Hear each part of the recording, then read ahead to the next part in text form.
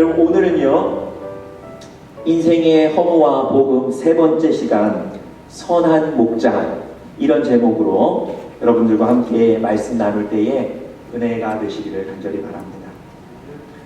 이번 주에 설교 준비하면서 어느 목사님의 책을 좀 읽었는데요, 그 책에 나와 있는 내용을 좀 잠시 소개해 드리려고 합니다. 이 목사님이 어려서부터 너무 좋아하고 따르고 존경했던 두 선배가 있었는데요, 그 두 사람에 관한 얘기입니다. 이 두 사람은 어릴 적부터 형제와 같은 친구였습니다. 주변 사람들이 볼 때 야, 죽음이 아니면 이 우정을 도저히 갈라놓을 것이 없다 라고 말할 정도로 너무 친한 친구였습니다. 이 두 친구가 어렸을 때부터 같이 했고요, 또 교회도 함께 다녔습니다. 대학 다닐 때는 교회에서 대학부 활동도 함께 했고요, 대학을 졸업하고 나서는 잠시지만 두 사람이 같이 사업도 했답니다. 그러던 어느 날 이 둘 중에 한 친구가 자기를 위해서 보증을 서준 또 다른 그 친구를 배신하고 거액의 돈을 챙겨서 잠적하는, 도망가는 사건이 벌어졌습니다. 여러분, 정말 형제와 같은 친구였는데 한 친구가 이 친구를 속이고 도망간 거예요. 여러분, 이 친구 얼마나 황당했겠습니까? 이 남은 친구의 직업이요, 한국의 유력 일간지의 기자였습니다. 사실 월급이 적지 않았을 거예요. 그런데 그 친구가 남겨준 그 돈을 갚는 데 걸린 시간이 자그마치 10년이 걸렸답니다. 여러분, 10년간 그 친구의 빚을 갚으면서 사실은 수모도 많이 겪었답니다. 여러분, 본인도 놀래고 당황했겠지만 이 두 사람의 관계를 잘 알고 있었던 주변 사람들도 큰 충격을 받았던 거예요. 아니, 어떻게 저 사람이 저럴 수 있지? 아니, 어떻게 이런 일이 벌어질 수 있지? 여러분, 이 목사님이 그 부분을 적은 그 마지막 글에 이렇게 글을 적었습니다. 나의 인생에 큰 회의를 갖게 한 사건이었습니다. 아마 이 두 친구는요, 자기들 서로만 있으면 평생을 화목하게 서로 돕고 의지하고 지낼 수 있을 거라고 생각했을 겁니다. 그런데 그런 관계가 하루아침에 무너진 거예요. 평생 그 친구 때문에 행복할 거라고 생각했는데 그 친구 때문에 인생의 가장 큰 어려움과 수모를 겪은 겁니다. 여러분, 그분의 인생이 얼마나 허무했을까요? 여러분, 오늘 본문에 보시면요, 이와 비슷한 얘기가 나와 있습니다. 오늘 12절에 보시면 삭군이 등장하는데요, 이 삭군도 역시 양을 돌보는 사람입니다. 여러분, 양들은 이 삭군을 따라가고 이 삭군의 인도함을 따라 순종합니다. 이 사람이 우리에게 푸른 초장과 맑은 물가로 인도해 주실 거라는 그 믿음을 가지고 이 삭군을 완전히 따라가는 거예요.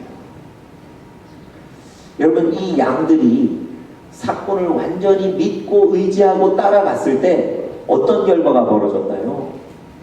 12절 한번 보시겠습니까? 자, 12절 제가 한번 읽어보겠습니다. 삭군은 목자가 아니오 양도 제 양이 아니라 이리가 오는 것을 보면 양을 버리고 달아나나니 이리가 양을 물어가고 또 해치느니라. 여러분, 양이 삭군에게 완전한 믿음을 드리고 그를 따라갔는데 이리가 나타나니까 이 삭군이 자기 혼자 도망가고 없더라는 거예요. 이 양들만 그 벌판에 남겨두고 도망가는 거예요. 그래서 이 양들은 이리에게 물려가거나 이리 때문에 다치거나 이리의 먹이가 됐던 겁니다. 여러분, 삭군은 어떤 사람인가요? 여러분, 삭군은 말 그대로 자기 양을 돌보는 사람이 아니에요. 삭을 받고 다른 사람의 양을 돌봐주는 사람을 우리가 삭군이라고 얘기하는 겁니다. 그러니까 이 삭군은요, 양의 안전이나 양의 건강에 그렇게 큰 관심이 없어요. 이 삭군은 주인에 대한 충성도 이 삭군에게는 기대할 수가 없어요. 왜냐하면 자기 삭에만 관심이 있는 사람이기 때문에 그렇습니다. 그래서 여러분, 양들이 그 삭군을 믿고 쫓아갔는데 오히려 양들은 위험에 빠지게 되는 거예요. 여러분, 성경을 해석하는 많은 분들이 오늘 우리가 읽은 이 요한복음 10장은 구약 성경에 에스겔서 34장을 배경으로 한다고 얘기합니다. 에스겔서 34장에는요, 이스라엘 백성들을, 양 같은 이스라엘 백성들을 인도하는 제사장과 종교 지도자들에 대한 충격적인 고발이 써 있어요. 에스겔서 34장 2절 3절을 우리 스크린 통해서 같이 한번 보겠습니다. 우리 같이 한번 읽어보겠습니다. 시작. 인자야, 너는 이스라엘 목자들을 쳐서 예언하라. 그들 곧 목자들에게 예언하여 이르기를, 주 여호와의 말씀에 자기만 먹이는 이스라엘 목자들은 화 있을진저, 목자들이 양의 무리를 먹이는 것이 마땅치 아니하나 너희가 살찐 양을 잡아 그 기름을 먹으며 그 털을 잇되 양의 무리는 먹이지 아니하느니라. 여러분, 이스라엘 백성들은 저 제사장들과 종교 지도자들을 신뢰하고 섬기고 믿었습니다. 그런데 오늘 성경에 보니까 하나님이 그 제사장들과 종교 지도자들에게 경고하시는 거예요. 너희들은 내가 맡긴 양은 돌보지 않고, 내가 맡긴 양을 목숨 걸고 지키지 않고, 너희들만 배부르게 먹고 너희들만 따뜻하게 입고, 이 양 같은 이스라엘 백성들은 돌보지를 않는다. 관심이 없다는 겁니다. 여러분이 이스라엘 백성들 얼마나 당황했겠습니까?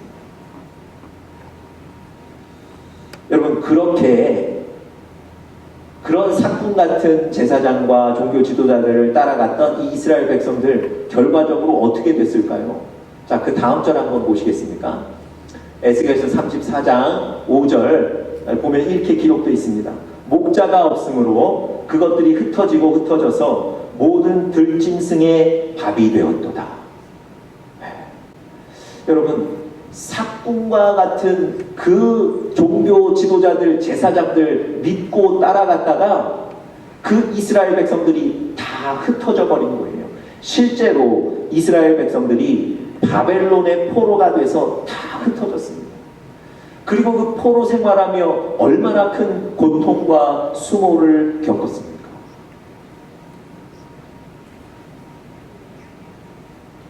여러분, 이스라엘 백성들은 그 선지자, 목자라고 생각하고 믿고 의지했는데 그들에게 말하자면 배반을 당한 거예요.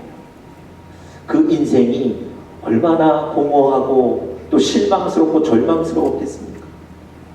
오늘 이 요한복음 10장은요, 바로 그러한 양떼들을 찾아가셔서 예수님이 하시는 권면입니다. 예수님 그런 인생의 허무함을 느끼는 그 사람들 찾아가셔서 오늘 본문에서는 뭐라고 얘기하시고 위로하시고 그들을 일으키셨을까요? 여러분, 제가 지난 2주간도 계속해서 이런 허무한 사람들을 예수님이 찾아가셔서 복음을 전하셨다고 말씀드렸습니다. 오늘도 예수님은 영락없이 이 양같은 이스라엘 백성들에게 복음을 전하고 계십니다. 여러분, 여러분과 저의 인생을 극복하게 만드는 것은 오직 예수 그리스도 그분의 복음인 줄 믿습니다. 그 복음을 들으시고 그 복음을 붙잡으시는 우리 사랑하는 영적인 가족들 되시기를 간절히 축복합니다. 오늘은 과연 어떤 복음을 전하셨는지 우리 같이 좀 세 가지로 살펴보겠습니다. 첫 번째로요, 예수님은 양의 문이십니다. 이런 말씀을 하셨어요. 예수님은 양의 문이시라는 얘기를 하셨습니다. 여러분, 먼저 제가 양에 대해서 여러분들에게 좀 설명드릴 필요가 있겠습니다. 여러분, 양은요, 어린아이들 동화책에 많이 나옵니다. 왜 그럴까요? 순하고 착하고 귀엽고 예쁘고 뭐 이런 이미지로 여러분과 저의 마음에 각인되어 있기 때문입니다. 그래서 어린아이들 장난감 캐릭터로 이 양이 많이 쓰이거든요. 그런데 여러분, 실제로 기르는 양은 이와 너무 큰 차이가 있다는 거예요. 하얀 털 때문에 깨끗하다고 생각하는데요, 여러분, 그 양을 키우는 사람들이 보면 정말 냄새나고 더러운 것이 양이라고 해요. 여러분, 뿐만 아니고요, 이 양은 시야가 매우 좁고 짧습니다. 멀리 보지 못한다는 거예요. 저 멀리 낭떠러지가 있는데 누가 방향을 바꿔주지 않으면 무조건 그 낭떠러지로 가는 거예요. 왜냐하면 시야가 좁고 짧아서 그걸 볼 수가 없는 거예요. 위험한 길인데도 그냥 가는 겁니다. 또 이 양은 매우 미련하답니다. 여러분, 식사하시다가 배부르시면 어떻게 하셔야 됩니까? 그만 드셔야죠. 이 양은요, 정말 배가 부르고 터질 정도가 됐는데도 멈출 줄을 모른답니다. 그래서 탈이 나는 동물이 양이라는 거예요. 그럼 배 터져 죽는다는 말 들어보셨나요? 양입니다, 양. 그리고 이 양은 또 그렇게 고집스러울 수가 없답니다. 여러분, 아니 시야가 좁고 짧으면 방향을 바꿔주면 따라가야 되는데 그렇게 고집이 세서 자기 길로 간다는 거예요. 여러분, 이사야서에 보면 이 양에 대해서 설명하는 구절이 있는데 이런 구절입니다. 각기 제 갈 길로 가더라. 양은 각기 제 갈 길로 간다는 거예요. 그렇게 고집이 세다는 겁니다. 그러다가 위험을 만나는 거예요. 여러분, 그렇게 해서 위험을 만나면 이 양은 또 자기를 위해서 싸울 힘이 없는 동물입니다. 어떤 목사님은 이렇게 설교하시더라고요. 그나마 있는 뿔도 말려가지고 말려 있어서 싸울 수도 없다는 거예요. 여러분, 제가 지금 양에 대해서 몇 가지 이렇게 특징들을 설명해 드렸는데 이것을 기초로 생각해 보면 양은요, 절대 혼자 살 수 없는 동물입니다. 양은 반드시 그를 인도하는 목자가 있어야 되는 거예요. 목자 없으면 양은 위험하게 되는 겁니다. 들짐승의 먹이가 되기 십상인 거예요. 이 양이 안전하려면 선한 목자가 있어야 됩니다. 그래서 그 선한 목자가 이 양을 지켜줘야 되는 거예요. 여러분, 오늘 본문에 보니까 예수님이 양들을 향해서 내가 양의 문이라고 설명하세요. 그 양을 지키는 문이시라는 거예요. 양을 안전하게 하시는 문이 바로 예수님이시라는 거예요. 여러분, 어떻게 그게 가능할까요? 이건 어떤 의미일까요? 이런 겁니다. 여러분, 이스라엘은요, 기후가 매우 건조하고 비도 잘 오지 않습니다. 그 땅이 그렇게 비옥하지 않습니다. 목자가 양을 먹이기 위해서 푸른 풀밭을 찾아가야 되는데요, 그 푸른 풀밭이 흔하지가 않다는 거예요. 그래서 이 목자가 양을 먹이기 위해서 늘 이동하는 거예요. 때로는 먼 곳도 갑니다. 멀리 갔을 때는요, 그곳에서, 그 낯선 곳에서 하룻밤을 지내야 돼요. 여러분, 하룻밤 지낼 때 이 양들을 그냥 벌판에 내버려 두면 어떻게 될까요? 들짐승들의 먹이가 되기 쉽죠. 그래서 그 낯선 곳이지만 이 목자가 주변의 나뭇가지들을 막 모아와서 임시로 우리를 짓는다는 거예요. 그리고 그 양들을 내버려 두지 않고 그 우리로 다 몰아 넣는답니다. 그리고는 마지막에 문을 만들어야 되는데요, 그 문이 들어가야 될 그 위치에 이 목자가 가서 선다는 거예요. 목자가 우리의 문이 되는 거예요. 목자가 직접 문의 자리에 서서 양들을 지키는 거예요. 그래서 그 낯선 곳에 하룻밤이 안전할 수 있는 겁니다. 여러분, 예수님이 여러분과 저와 같은 양들의 문이 되신다고 말씀하셨어요. 어떤 의미냐면 예수님이 여러분과 저의 인생의 문에, 우리의 문이 직접 문의 자리에 서셔서 여러분과 저를 지키시는 줄 믿습니다. 예수님이 바로 그런 분이세요. 여러분, 여러분과 저의 삶에 문이라는 게 굉장히 중요합니다. 언젠가 저희 집에 거라지 문이 고장이 났어요. 그래서 이 거라지 문이 올려진 상태로 내려오지를 않는 거예요. 전화를 했는데 고치는 분은 며칠 있어야 오신답니다. 며칠 동안 거라지 문을 열어놓은 상태로 생활을 했던 거예요. 여러분, 밤마다 얼마나 불안했는지 모릅니다. 일단은 거라지에 있는 중요한 물건, 좋은 물건은 다 집 안으로 갖다 놓는 거예요.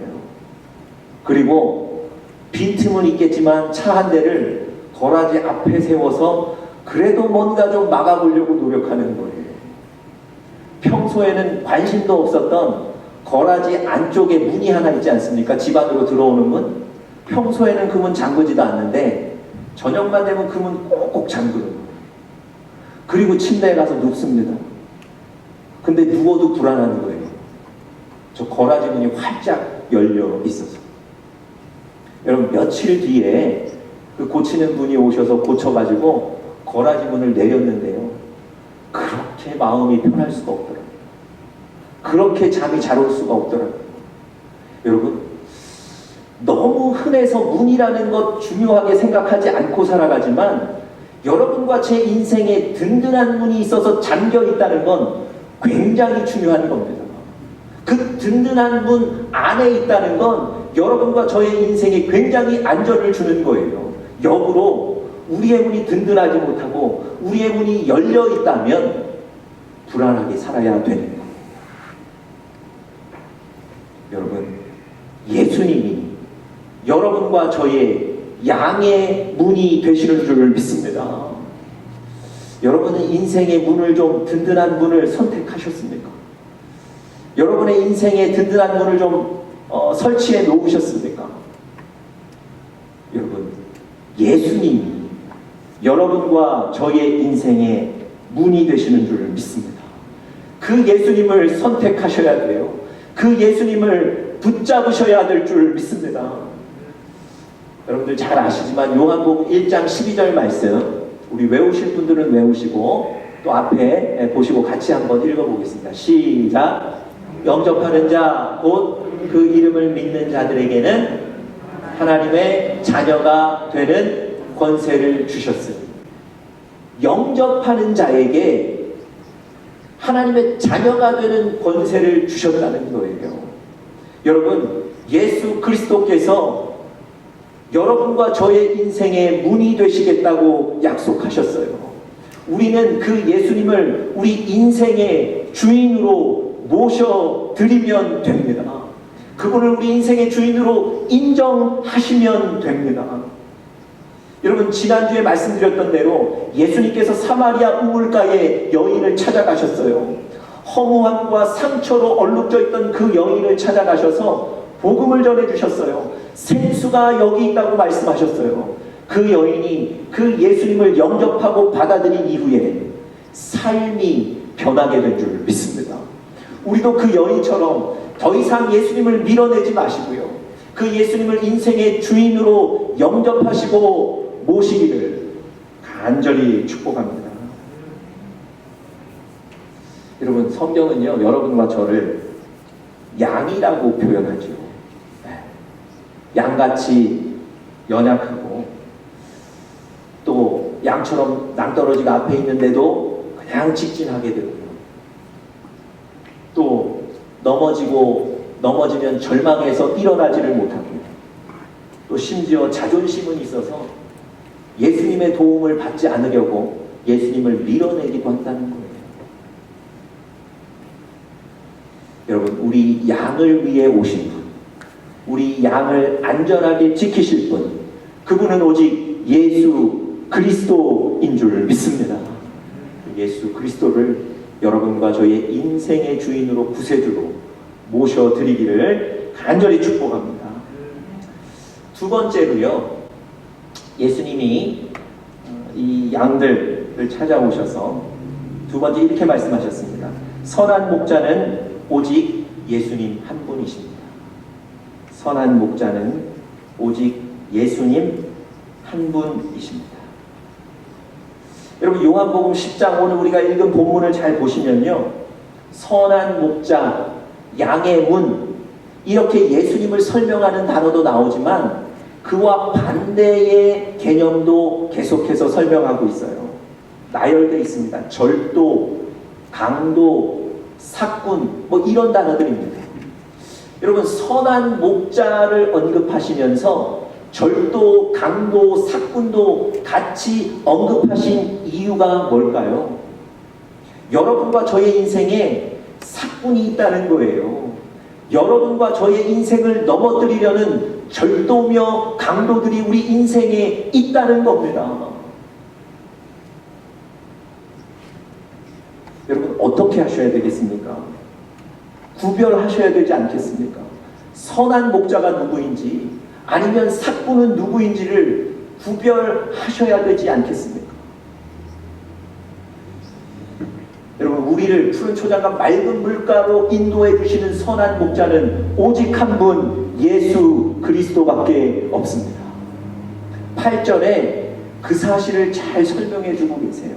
제가 8절 한번 읽어보겠습니다. 나보다 먼저 온 자는 다 절도요 강도니 양들이 듣지 아니하였느니라. 여러분, 예수님이 뭐라고 말씀하셨습니까? 나보다 먼저 온 것은 다 절도며 강도라는 거예요. 선한 목자는 예수님밖에 없다는 겁니다. 여러분, 지금 이 얘기를요, 누구 앞에 두고 하고 계시냐면 바리새인들을 앞에 놓고 이 얘기를 하셨어요. 여러분, 바리새인들은 어떤 사람입니까? 예수님 의심하는 사람들이거든요. 예수님을 하나님의 아들이라는 것을 절대 믿지 않는 사람들이거든요. 그런데 그 사람들 앞에서 예수님이 뭐라 그러셨냐면, 나는 양의 문이고 내 앞에 온 혹시라도 선지자라고 말하는 사람들은 다 절도며 강도라는 거예요. 여러분, 다른 사람도 아니고 이 바리새인들이 이 얘기 듣고 얼마나 기분이 나빴겠습니까? 얼마나 불편했겠냐고요. 바리새인들은 이 얘기 듣고 예수님 또 비난하고 예수님 고소할 거리를 찾는 거예요. 그런데도 불구하고 그 바리새인들을 앞에 놓고 예수님 한 분만 진짜 선한 목자라고 말씀하신 이유가 있어요. 그게 뭡니까? 진짜 복음을 전하시는 거예요. 여러분, 복음은 이거 한 가지입니다. 우리를 구원하고 우리에게 새 생명을 주실 분은 오직 예수 그리스도 한 분이십니다. 우리 요한복음 14장 6절도요, 우리 같이 한번 읽어보겠습니다. 시작. 내가 곧 길이요 진리요 생명이니 나로 말미암지 않고는 아버지께로 올 자가 없느니라. 예수님 외에 다른 길은 없다는 거예요. 하나도 없습니다. 오직 예수님만 하나님의 아들이시며 여러분과 저에게 용기를 주시고 새로운 생명을 주십니다. 여러분, 이런 복음을 전하면 이렇게 얘기하시는 분들이 있어요. 이런 종교, 저런 종교도 좀 다 포용하고 통합하는 그런 넓은 마음을 가져야지, 왜 우리 이렇게 그 기독교인들은 예수만 옳다고 그렇게 주장하고 그렇게 배타적입니까? 이렇게 말씀하시는 분들이 있어요. 저도 그 얘기를 직접 들었습니다. 여러분, 이것도 좋은 종교고 저것도 좋은 종교고 여기도 구원이 있고 저기도 구원이 있고, 제가 그렇게 얘기하면 어떻게 될까요? 아마 세상 사람들은 역시 이 목사님은 진짜 목사님은 마음이 넓다고 저를 환영해 줄지 몰라요.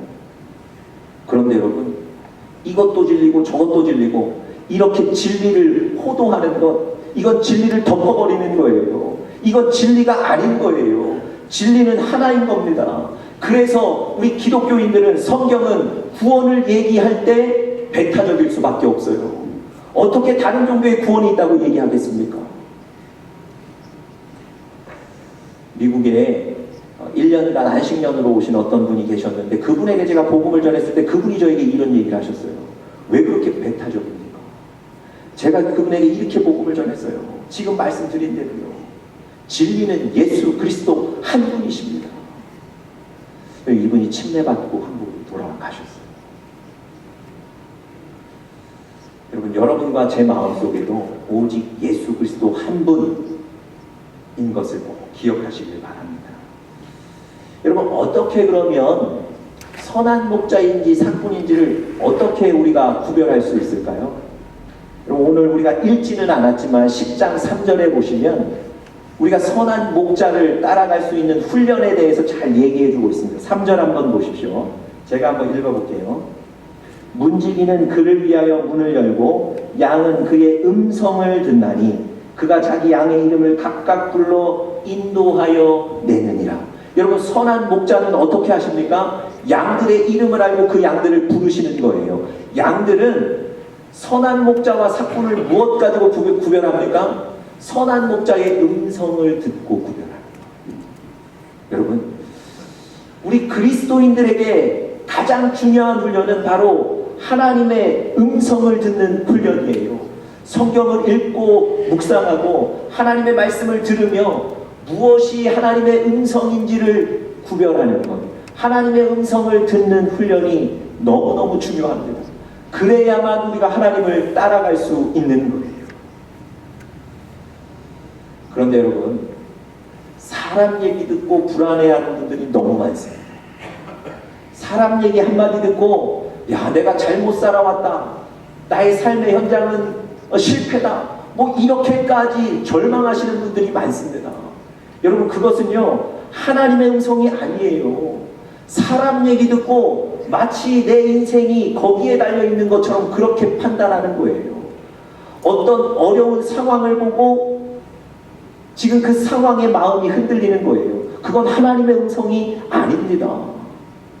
여러분, 하나님의 음성을 듣는데 집중하시는 여러분들 되시기를 간절히 축복합니다.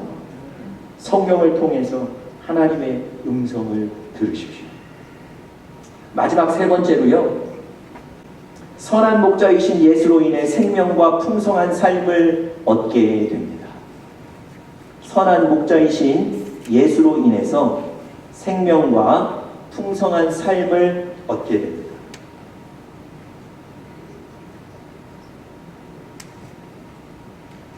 10절에 보시면 예수님이 이 땅에 인간의 몸을 입고 오신 이유를 잘 설명해 주고 계십니다. 내가 온 것은 양으로 생명을 얻게 하고 더 풍성히 얻게 하려는 것이다. 여러분, 예수님은요 이 땅에 우리에게 생명을 주시기 위해서 오셨습니다.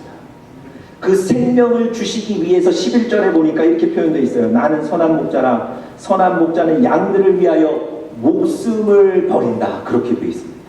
여러분, 하나님의 아들이신 예수 그리스도께서 이 땅에 인간의 몸을 입고 오셔서 십자가에 못 박혀 돌아가셨습니다.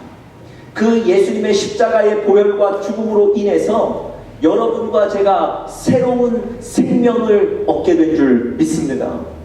예수님 때문에 새로운 생명을 얻는 거예요.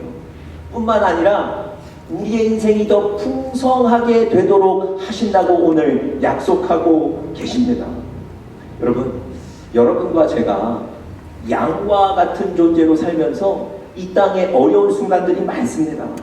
그때마다 예수님이 양의 문이 되셔서 여러분과 저를 어려움으로부터 구해주시고 실망으로부터 건져주시는 거예요. 그래서 여러분과 저의 삶이 풍성해지는 겁니다.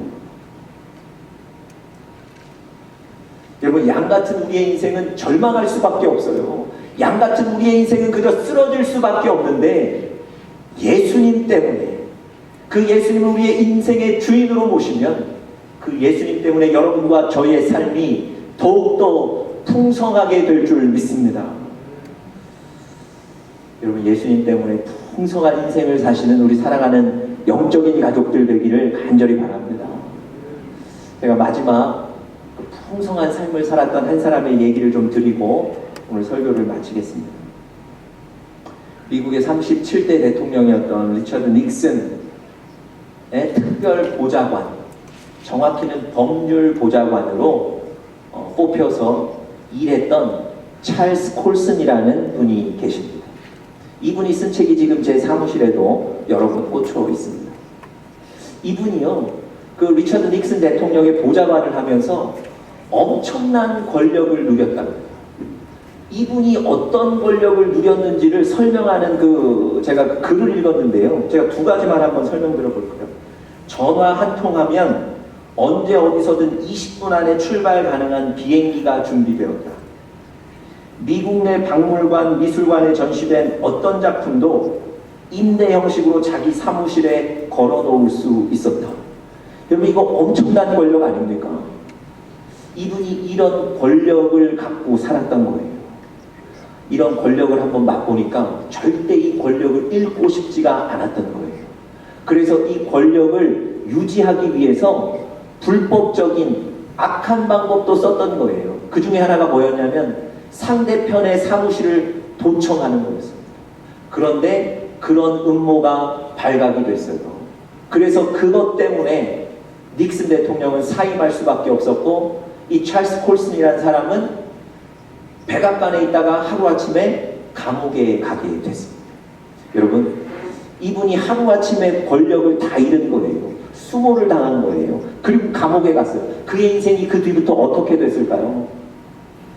거의 뭐 절망 속에 빠진 인생 아니었겠습니까? 무슨 목적이나 무슨 기쁨이 있었겠습니까? 그런데요, 그분의 인생을 살펴보면 감옥 간 그날부터 이분의 인생이 풍성해지기 시작해요.